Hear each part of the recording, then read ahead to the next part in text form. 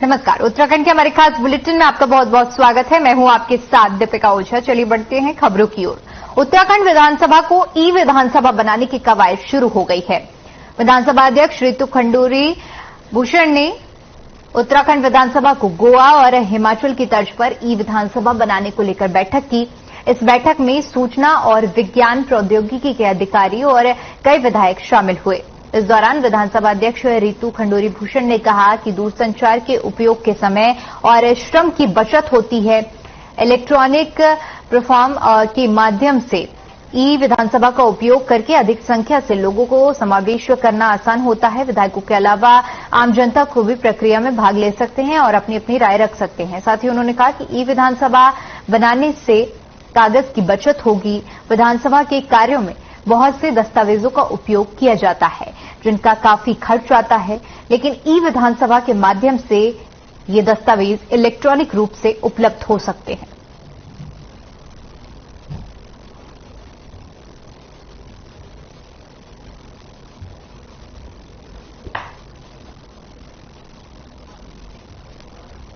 इसलिए हमने ये निर्णय इस बार लिया कि जल्द से जल्द हम अपनी विधानसभाओं को ई विधान करें और जितना भी 2000 से जब से उत्तराखंड बना है जितना भी पेपर है हम सारा डिजिटाइजेशन करें। क्योंकि चाहते हम लोग ये हैं कि एक बटन पर आपको किसी तरह का भी इंफॉर्मेशन किसी भी साल का, चाहे वो क्वेश्चंस हो, याचिका हो, डिबेट्स हो, आपको एक बटन पे वो मिलना चाहिए।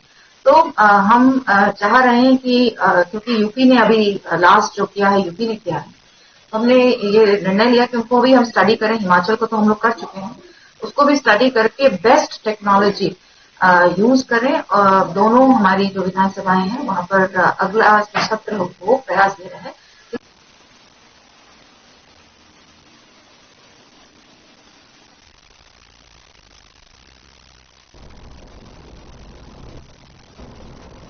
वहीं उत्तराखंड में आगामी 22 अप्रैल से शुरू होने वाली चारधाम यात्रा को लेकर परिवहन विभाग पूरी तरह से मुस्तैद हो गया है।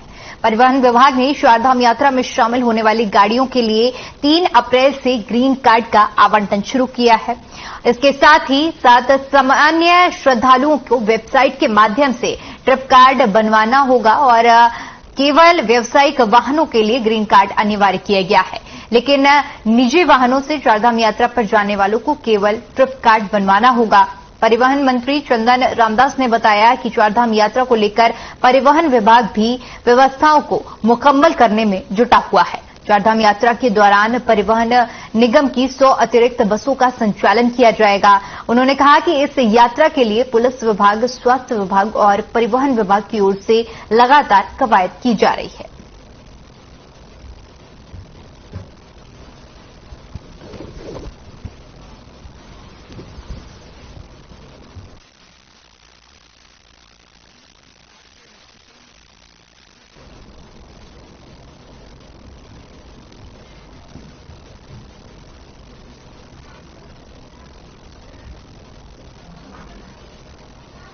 अपना परिवहन विभाग, पर्यटन विभाग, पुलिस विभाग, स्वास्थ्य विभाग सहित सभी विभाग अपने अपने स्तर से चारधाम यात्रा की तैयारी कर रहे हैं। जहां तक अपना परिवहन विभाग है, हमने ग्रीन कार्ड की व्यवस्था शुरू कर दी है। हमने ट्रिप कार्ड के रजिस्ट्रेशन शुरू कर दिए हैं। जिन गाड़ियों का फिटनेस होगा उन्हीं का हम ग्रीन कार्ड, उन्हीं का हम ट्रिप कार्ड बनाएंगे। हम चारधाम यात्रा के लिए अपना परिवहन विभाग, पर्यटन विभाग, पुलिस विभाग, स्वास्थ्य विभाग सहित सभी विभाग अपने अपने स्तर से चारधाम यात्रा की तैयारी कर रहे हैं। जहां तक अपना परिवहन विभाग है, हमने ग्रीन कार्ड की व्यवस्था शुरू कर दी है। हमने ट्रिप कार्ड के रजिस्ट्रेशन शुरू कर दिए हैं। जिन गाड़ियों का फिटनेस होगा उन्हीं का हम ग्रीन कार्ड, उन्हीं का हम ट्रिप कार्ड बनाएंगे। हम चारधाम यात्रा के लिए अपना परिवहन विभाग, पर्यटन विभाग, पुलिस विभाग, स्वास्थ्य विभाग से वहीं नेता प्रतिपक्ष यशपाल आर्य ने सरकार पर सवाल उठाते हुए कहा कि एक ओर किसान पहले सूखे और अब बारिश और ओलावृष्टि से बर्बाद हो चुका है, दूसरी तरफ सरकार को G20 के अलावा कुछ नहीं दिखाई दे रहा। उन्होंने कहा कि किसान पहले सूखे की मार से परेशान रहा, फिर बारिश हुई तो इतनी ज्यादा कि ओलावृष्टि से गेहूं की फसल और पहाड़ी काश्तकारों की फल सब्जियां पूरी तरह से चौपट हो गई। किसान सड़क पर आने को मजबूर है, लेकिन इस सरकार को G20 से फुर्सत नहीं है। राज्य का किसान और युवा सड़कों पर है और सरकार G20 के मेहमानों की आवभगत में व्यस्त है। ऐसे में सरकार को सोचना चाहिए कि किसानों को उनके नुकसान का उचित मुआवजा समय पर दिया जा सके।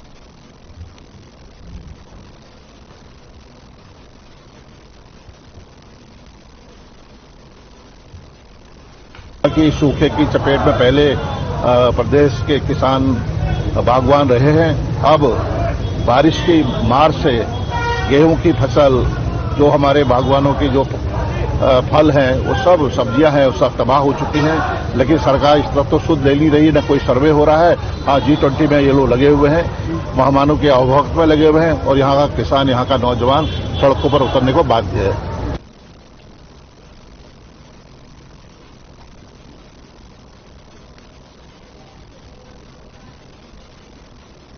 वहीं उत्तराखंड कांग्रेस कमेटी के प्रदेश उपाध्यक्ष सूर्यकांत धस्माना कोटद्वार पहुंचे और प्रेस वार्ता की। इस दौरान उन्होंने कहा कि भारतीय जनता पार्टी की ओर से राहुल गांधी की लोकसभा सदस्यता को समाप्त किए जाने को लेकर कांग्रेस की हाथ से हाथ जोड़ो यात्रा के बाद अब अडानी मोदी का रिश्ता बताओ अभियान को पूरे प्रदेश में शुरू किया जाएगा और उत्तराखंड में यह अभियान शुरू हो गया है। उन्होंने कहा कि राहुल गांधी के भाषण ने पूरी बीजेपी को हिलाकर रख दिया है, जिसके चलते बीजेपी ने एक बहुत बड़ा षड्यंत्र रचकर राहुल गांधी की सदस्यता ही समाप्त करवा दी, जिससे अब राहुल गांधी 8 साल के लिए चुनाव नहीं लड़ सकते। लेकिन राहुल गांधी एक ऐसे परिवार से हैं जिन्होंने लोकतंत्र को बचाने के लिए कई बलिदान दिए हैं। बीजेपी चाहे कुछ भी कर ले, राहुल गांधी झुकेंगे नहीं और लोकतंत्र को बचाने के लिए हमेशा लड़ते रहेंगे।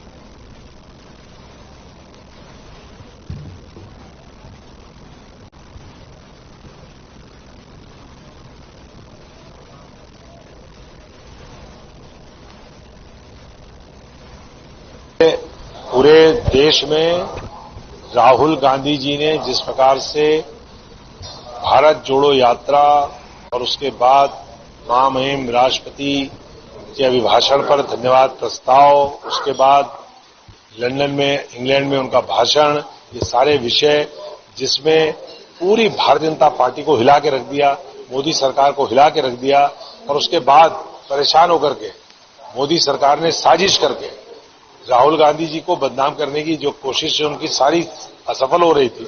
उन्होंने राहुल गांधी जी से छुटकारा पाने के लिए उनकी लोकसभा की सदस्यता ही खत्म कर दी।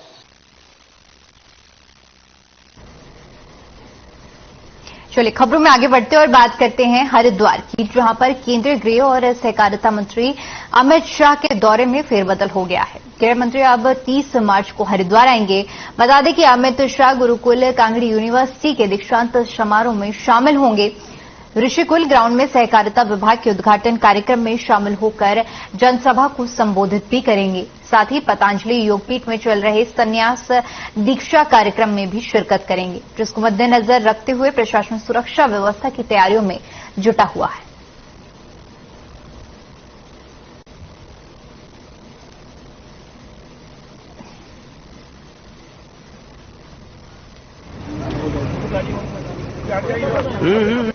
कोऑपरेटिव डिपार्टमेंट्स की कई योजनाओं का वहां उनको शिलान्यास मतलब उद्घाटन भी करना है। साथ ही साथ जो टेंटेटिव जानकारी उसके हिसाब से गुरुकुल कांगड़ी में कन्वोकेशन का प्रोग्राम है और पतंजलि योगपीठ में संन्यास दीक्षा का कार्यक्रम है।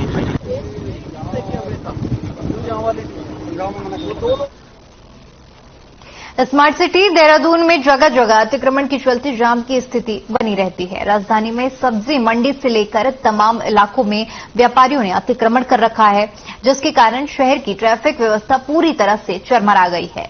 कुल मिलाकर उत्तराखंड की राजधानी में हालत बद से बदतर नजर आ रहे हैं।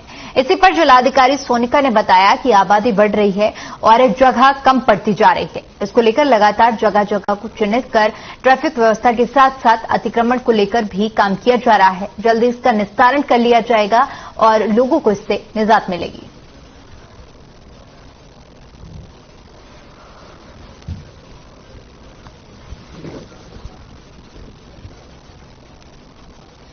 ट्रैफिक से रिलेटेड तो काफी हम लोग कोशिश कर रहे हैं, लेकिन जैसे मैंने कहा कि ये इमीडिएट इफेक्ट से तो बहुत ज्यादा चीजें नहीं दिख पाती हैं, क्योंकि बहुत ज्यादा ट्रैफिक है, बहुत ज्यादा गाड़ियां आ रही हैं और पॉपुलेशन भी बढ़ रही है और हमारी रोड्स जो हैं वो उसी तरह से हैं जैसे पहले थी। लेकिन हम कुछ छोटे छोटे जिससे कि ट्रैफिक जो है वो तरीके से चले, और इसके अलावा जो प्रोजेक्ट्स हैं, नए प्रोजेक्ट्स हैं, जिससे कि जो जंक्शंस इंप्रूव हो जाए, रोड का जो एक खाका है हमारा वो तैयार हो जाए, उस तरह के अलग से इंटरवेंशन चल रहे हैं।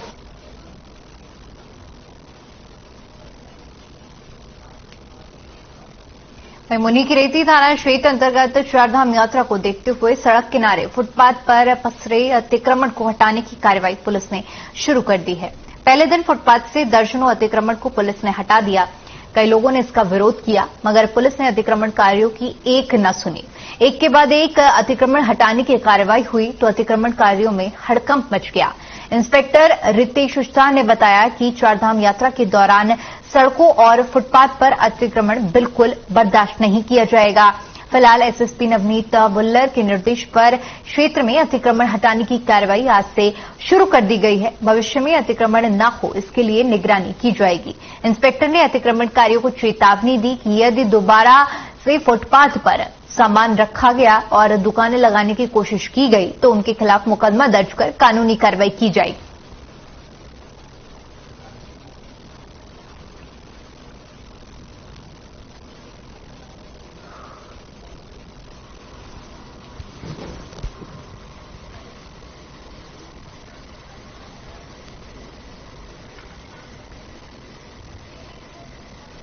जिला मुख्यालय पौड़ी में लंबे अवकाश के बाद एक बार फिर से एसएसपी श्वेता चौबे ने कार्यभार संभाल लिया है। इस दौरान उन्होंने पर्वतीय क्षेत्रों में वाहन की गति सीमा निर्धारित करने के निर्देश दिए हैं।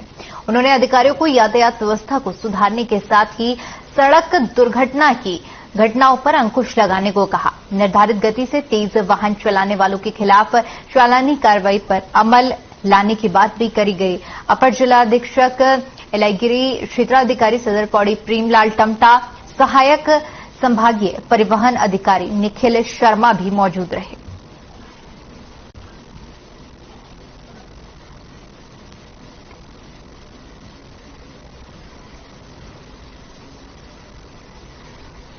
पौड़ी जनपद की हमारी एक कमेटी गठित है पर्वतीय मार्गों में स्पीड लिमिट फिक्सेशन के लिए। उसको लेकर बैठक की गई, तो उसमें जितने भी हमारे कमेटी मेंबर्स थे वो सम्मिलित हुए और जितने भी हमारे नेशनल हाईवे हैं, स्टेट हाईवेज हैं, हमारी जो इंटरनल रोड्स हैं, उनमें क्या स्पीड लिमिट होनी चाहिए उसको लेकर विस्तार में चर्चा की गई। और स्पेशली जिन बिंदुओं को ध्यान में रखा गया कि कहाँ कहाँ हमारे ब्लैक स्पॉट्स हैं, कहाँ ढालदार रोड है और कहाँ घुमावदार रोड है, उन सभी पॉइंट्स को दृष्टिगत रखते हुए स्पीड लिमिट का निर्धारण किया गया है।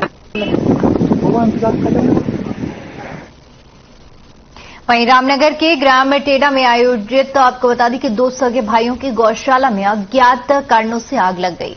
इस दौरान जानवर जलकर बुरी तरह से राख हो गए और घटना के बाद पूरे गांव में हड़कंप मच गया। ग्रामीणों ने स्वयं आग बुझाने में काफी प्रयास किया, लेकिन सफल नहीं हो पाए। सूचना मिलने के बाद मौके पर दमकल विभाग के 2 वाहन में तैनात कर्मचारियों ने कड़ी मशक्कत के बाद आग पर काबू पाया। आपको बता दें कि गौशाला के समीप खेल रहे बच्चों ने घटना की जानकारी गौशाला के मालिक और ग्रामीणों को दी। पीड़ितों ने शासन और प्रशासन से उचित मुआवजे देने की मांग की है। वहीं मामले में फायर स्टेशन प्रभारी सुशील कुमार ने बताया कि अग्निकांड के कारणों की जांच की जा रही है और उच्च अधिकारियों को अवगत कराने की बात भी कही।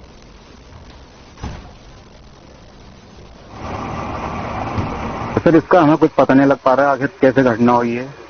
8 मवेशी थे मेरे पास में, सब जल के राख हो गया। मेरे पास कुछ नहीं बचा।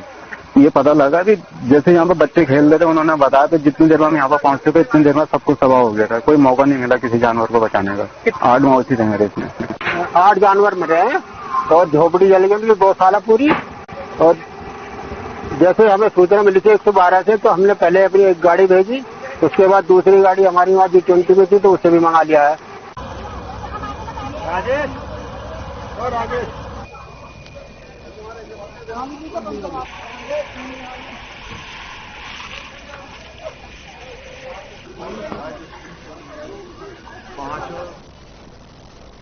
वहीं सेलाकुई नगर पंचायत के अधिशासी अधिकारी का अतिरिक्त कार्यभार संभालने के बाद भगवंत सिंह बिष्ट ने नगर पंचायत कर्मियों के साथ वार्ता की और क्षेत्र की जानकारी हासिल करने के साथ ही लंबित कार्यों पर आवश्यक दिशा निर्देश दिए।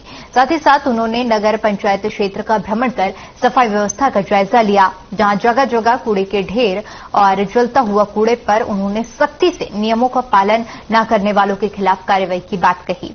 बता दें कि नगर पालिका हरबटपुर के अधिशासी अधिकारी भगवंत सिंह बिष्ट को शासन की ओर से बीते 25 मार्च को नगर पंचायत सेलाकुई के अतिरिक्त प्रभार सौंपा गया। नगर पंचायत सेलाकुई के अधिशासी अधिकारी रहे भजनलाल आर्य को पदोन्नति देते हुए सहायक नगर आयुक्त नगर निगम हरिद्वार बनाया गया है।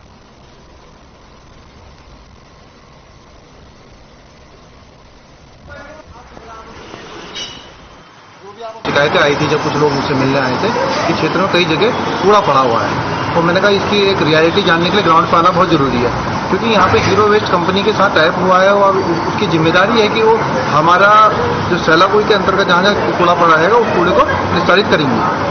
सर आपने शनिवार के दिन अभी हाल ही में ज्वाइन किया है और आज तक कभी भी मतलब इस तरीके से कूड़ा को लेकर कभी साफ सफाई सेलाकुई में नहीं हो पाई है। आपकी क्या अहम प्राथमिकताएं रहने वाली है इस चीज पर? मेरी सबसे मेन प्राथमिकता यही रहेगी कि नगर पालिका सेलाकुई में जो एक कूड़े की समस्या है इसको सबसे पहले इसकी निजात कराया जाए। कूड़ा फ्री हम अपनी सिटी को बनाएंगे, पॉलीथिन फ्री सिटी को बनाएंगे और इनफैक्ट जो हमारे माननीय उच्च न्यायालय द्वारा जो 21 आइटम जो बैन किए गए थे जिसकी एसओपी भारत सरकार से जारी हुई है, हाईकोर्ट इसका संज्ञान ले रहा है, बार बार हाईकोर्ट उसमें पूछ रहा है कि आपके द्वारा क्या किया।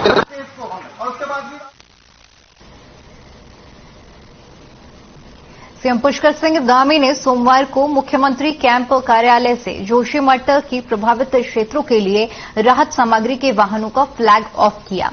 यह राहत सामग्री एचडीएफसी बैंक के सीएसआर कार्यक्रम के अंतर्गत दी गई है। मानव सेवा समाज संस्था द्वारा प्रभावितों को जोशीमठ में यह राहत सामग्री उपलब्ध कराई जाएगी। जोशीमठ में प्रभावित 1500 गर्म पानी के बैग, 1000 कंबल, 8 solar geyser, 1000 emergency solar charge light, 20,000 sanitary pad, 260 अंगीठी और 460 रूम हीटर एचडीएफसी बैंक की तरफ से उपलब्ध कराए गए हैं। सीएम धामी ने इस सहयोग के लिए एचडीएफसी बैंक और मानव सेवा समाज संस्थान का आभार व्यक्त किया है। सीएम ने कहा कि जोशीमठ के प्रभावितों को पुनर्वास और सारी व्यवस्थाएं व्यवस्थित तरीके से मिले, इसके लिए सरकार कार्य कर रही है।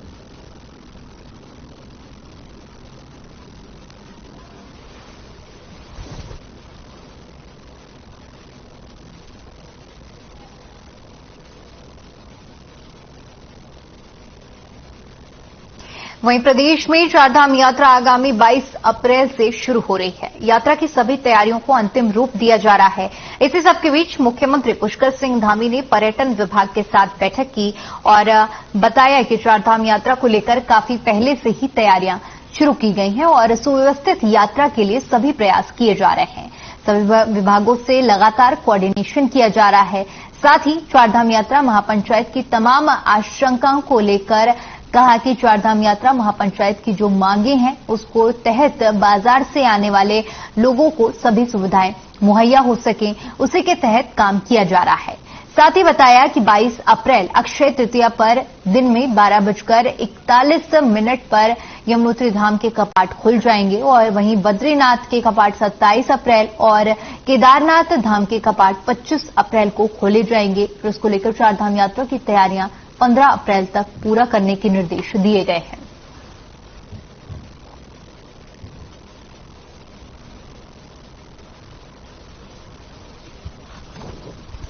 चारधाम यात्रा को लेकर हमारी सभी तैयारियां ऑलमोस्ट इस बार बहुत पहले ही हमने शुरू कर दी है। जो चारधाम की तैयारियां हमारी अंत में आकर होती थी वो इस बार हमने जनवरी माह से और मैं कहूं तो नवंबर माह से ही जैसे ही कपाट बंद हुए थे उसके तुरंत बाद ही हमने करना प्रारंभ कर दिया था और आज भी इसको लेकर सभी विभागों के लिए मुख्य रूप से पर्यटन विभाग और अन्य विभागों के साथ कोऑर्डिनेशन करने के लिए आज प्रातःकाल भी हमने बैठक करी है और जो महापंचायत के लोगों की शंका है या जो भी उनका जो सोच है उसी सोच के अनुरूप हम लोग यात्रा को संचालित करेंगे और महापंचायत के लोगों के जो उनकी मांग है या जो चाहते हैं वह भी और दूसरा यात्रा भी सुव्यवस्थित हो, सुचारू रूप से हो, किसी आने वाले लोगों को परेशानियों का सामना न करना पड़े।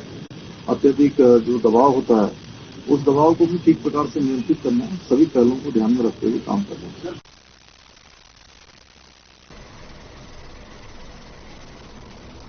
वहीं जमरानी बांध परियोजना को केंद्रीय वित्त मंत्रालय ने प्रधानमंत्री कृषि सिंचाई योजना में शामिल करने के प्रस्ताव को मंजूरी दे दी है। इस पर मुख्यमंत्री पुष्कर सिंह धामी ने प्रधानमंत्री नरेंद्र मोदी का आभार जताया है। उत्तराखंड में महत्वाकांक्षी जमरानी बांध परियोजना अब जल्द ही आकार लेगी। केंद्रीय जल शक्ति मंत्रालय ने पिछले साल इस परियोजना के लिए प्रधानमंत्री कृषि सिंचाई योजना के तहत 2584.10 करोड़ रुपए की स्वीकृति प्रदान की थी। इसमें 90% अंशदान केंद्र सरकार और 10% अंशदान राज्य सरकार को देना होगा। गौरतलब है कि इस परियोजना का खाका 1975 में खींचा गया और 1981 तक वहां बैराज और नहरों का कार्य किया गया है, लेकिन बांध का निर्माण अभी तक नहीं हो पाया।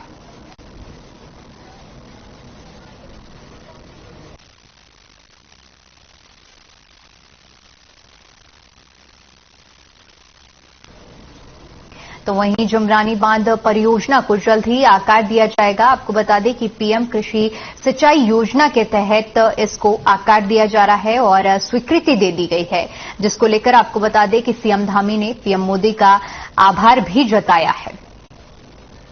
चलिए बढ़ते हैं अगली खबर की ओर। बता दें कि रामनगर में 28 मार्च से 3 दिनों तक G20 सम्मेलन का आयोजन किया जा रहा है। यह आयोजन 30 मार्च तक चलेगा। इस सम्मेलन में 20 देशों के लोग हिस्सा ले रहे हैं। खालिस्तानी आतंकवादी गुरुपरवंत सिंह पन्नू ने इस सम्मेलन से पहले सीएम पुष्कर सिंह धामी को धमकी दी है और कहा कि उत्तराखंड में उनके संगठन के लोगों पर मुकदमे दर्ज हुए हैं तो इसके खिलाफ सीएम होंगे। और साथ ही साथ इस मामले में सीएम पुष्कर सिंह धामी ने कहा कि इस प्रकार की जो भी चीजें हैं उसको हमारे प्रशासन देख रहा है। सीएम धामी ने G20 सम्मेलन के लिए प्रधानमंत्री नरेंद्र मोदी का आभार जताया है और उन्होंने कहा कि इससे देश और उत्तराखंड राज्य का पूरे विश्व में नाम होगा।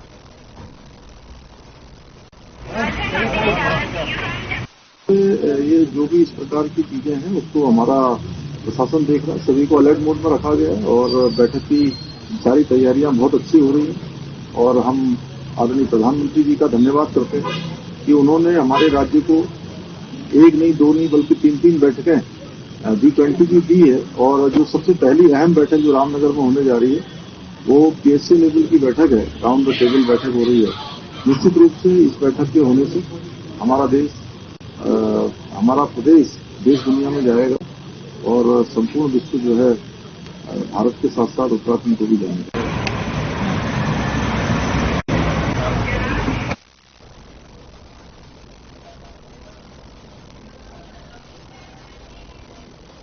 उधर खालिस्तानी नेता गुरपतवंत सिंह पन्नू के फोन कॉल के बाद उत्तराखंड पुलिस अलर्ट मोड पर है। पुलिस मामले की गहनता से जांच में जुट गई है। डीआईजी, एसटीएफ और एसए कृष्णराज ने बताया कि फोन कॉल सिर्फ पब्लिसिटी पाने के लिए किया जा रहा है। हालांकि पुलिस इसकी जांच कर रही है। उन्होंने कहा कि रामनगर में हो रहे G20 सम्मेलन को लेकर ये कॉल कुछ लोगों ने की है, जिसमें कथित संगठन की तरफ से धमकी दी जा रही है। APA, that is Unlawful Activities Prevention Act का तहत जो प्रतिबंधित संगठन सिख फॉर जस्टिस का गुरु पन्नू का एक रिकॉर्डेड मैसेज जो है मीडिया एवं अन्य लोगों का प्राप्त हुआ है। एसटीएफ जो है इसमें जांच कर रही है। ऐसा लगता है कि ये जो है अभी G20 का जो इवेंट होने वाले रामनगर में उसको लेकर एक पब्लिसिटी गेन के लिए ये काम किया जा रहा है और उत्तराखंड पुलिस जो है पूरी तरीके से जो है मुस्तैद है और तथा इस टाइप का लोगों को जो भी मकसद है उसका पूरा होने नहीं देंगे। चलिए फिलहाल के लिए उत्तराखंड की खबरों में इतना ही। बाकी तमाम बड़ी खबरों के लिए बने रहिए हमारे साथ। नमस्कार।